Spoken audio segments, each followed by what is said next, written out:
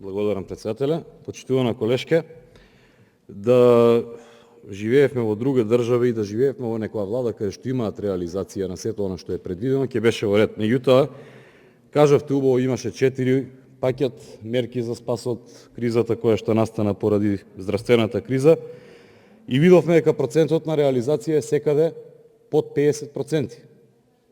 Сега гледам дека планирате нешто, кажувате некои милионски суми, меѓутоа, ако се водиме според оваа пракса досега во изминативе 4 години, според нивото на реализација, вие напразно ги кажувате тие бројки.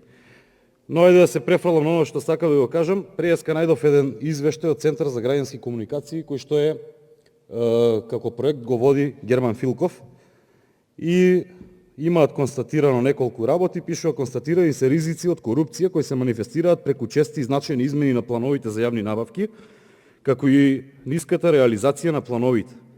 Реализацијата на плановите за јавни набавки е пониска од 50%, а убедливо најниска реализација има АД Водостопанство од само 1%. Честите поништувања на тендерите представуваат индикатор за постојан ризик од корупција. Најголеми поништувања на тендерите имале Македонски железници, Македонски шуми и ЈСП Скопје. Со ова сакам да кажам дека сето она што вие сте го ветиле и на овие избори кои што поминаа, и на локалните избори кои што поминаа во 2017 година, му дава еден коруптивен карактер на сето што се случува во државата. Зошто? Затоа што вие им давате лажна надеж. Им кажувате дека ќе реализирате едно, друго, трето, пето, таму небитно што и да е.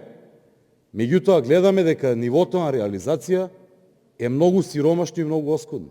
Значи станува збор за 40 до 50% на реализација. Правите некои споредби со 2015 година, зошто не направите споредба со капиталните инвестиции од тогаш? Па да видиме како се движеле. Зошто не направите споредба колкава била реализацијата на сите тие капитални инвестиции, а колкава е сега? Зошто не направиме споредба на тој куп пари, односно на тој буџет кој што бил тогаш и на овој кој што е сега и паралелно да видиме како се движат капиталните расходи?